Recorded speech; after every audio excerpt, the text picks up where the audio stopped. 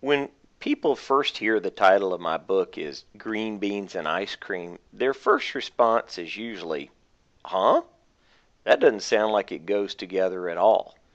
But I promise, by the end of this short presentation, green beans and ice cream will be your favorite recipe for dealing with your kids, with your spouse, with your coworkers, with your boss, with your teachers, and even your students. It's all about harnessing the remarkable power of positive reinforcement. Now, it doesn't matter what kind of leader you are, whether you're a business leader, whether you're a teacher, whether you're a parent, what you want from the people you lead is always the same thing. It is a four-letter word, and that word is M-O-R-E, more.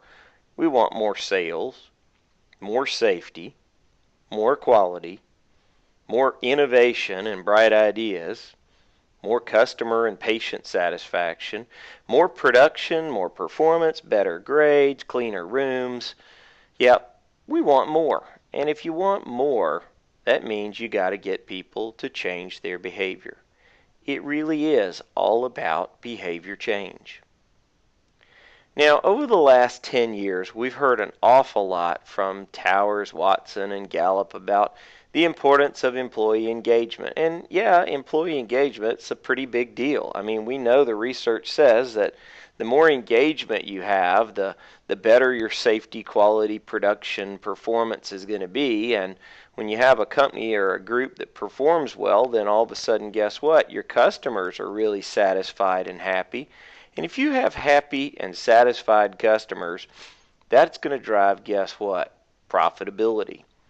But what is it that drives employee engagement? The research says the number one driver of engagement is positive reinforcement in the system. Positive reinforcement drives profitability. It drives performance. And we've talked a lot about engagement, and yeah, engagement is a big deal. Just like when a young man puts that diamond ring on the young lady's finger, they're engaged.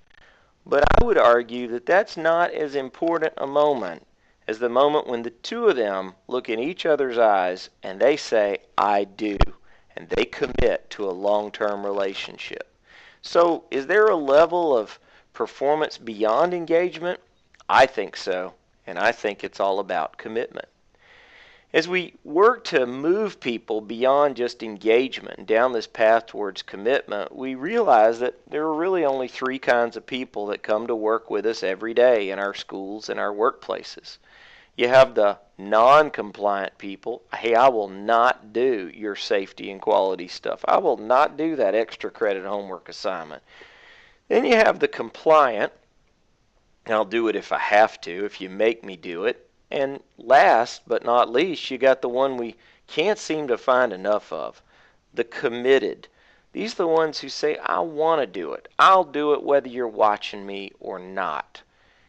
This is where we want people to be, but sadly, more than 90% of people live at either compliance or non-compliance. Why? Because the management system that we use around the world is classic leave alone zap. We leave people alone and say nothing when they do it right, but we're quick to zap them when they make a mistake. And this actually does work. It produces a short-term change in behavior. You can watch it every day on the interstate. The pack of cars are driving down the interstate going above the speed limit. They are non-compliant. They are not doing what the police want them to do.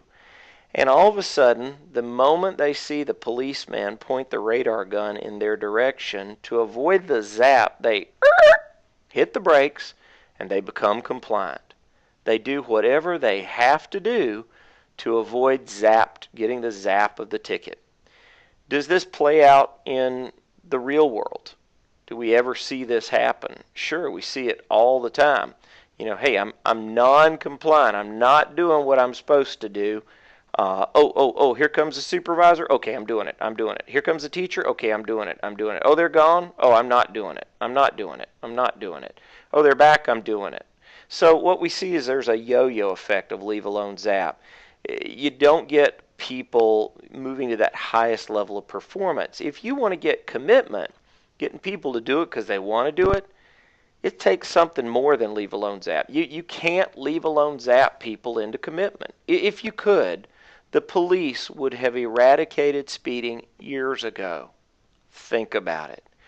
Yeah, to get commitment, to get people doing it in the moment of choice when nobody's watching, requires a different management system than leave alone zap. It requires what I call PR plus leadership, positive reinforcement delivered by the leadership team. It's the only way to get world-class performance. And, when we think about getting more positive reinforcement in your culture, you're probably saying about now, yeah, we could use a little less zap in our culture and we could use a little more ice cream, a little more positive reinforcement. But when we assess most teams and cultures and companies, what we find is, 99% of them say, Bill, to be honest, when it comes to positive reinforcement, we try to do it, but we're kind of like magic. We do our performance appraisals and our company picnic, but we're inconsistent and haphazard in our execution and delivery of it, as opposed to, the company everybody wants to be. Less than 1% of the companies are over here at Strategic.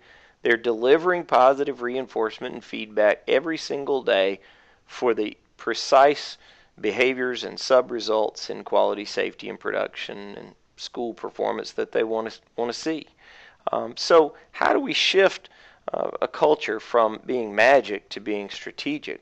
Well, one of the first steps in all this is our Green Bean Leadership Workshop. And in that workshop, which scores 5 out of 5, we cover what positive reinforcement really is and what it isn't. And, why it takes more than a paycheck to get world-class performance and how you do it. I don't feel comfortable doing it, Bill. It feels awkward. We hear that all the time from leaders. And the most important question we answer is the 5-word question, WIFM. What's in it for me? If you can't answer that question, you will not change culture and you will not change behavior in your organization. Well, my mom understood the WIFM concept really well.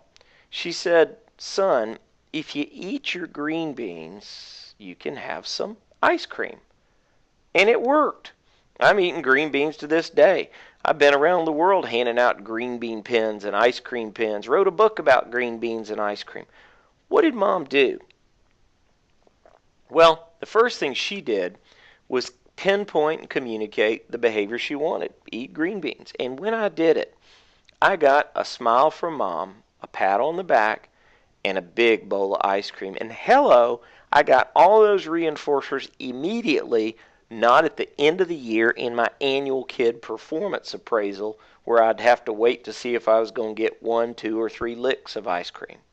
So what do we know about positive reinforcement? It's got to be immediate. It's got to happen within 10 seconds. And not only does it have to be immediate, but it can never ever be one size fits all.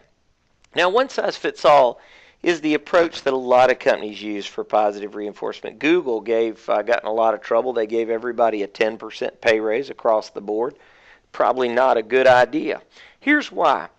If you are the most committed person in the company, that's you on the right side. You do it in the moment of choice when nobody's watching. And I, on the other hand, am the most non-compliant person in the company or on the team or in our team of school kids.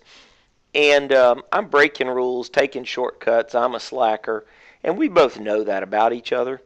When somebody makes the brilliant decision to give us both the exact same award, maybe it's a $100 gift card or the 10% pay raise, how does that make you feel?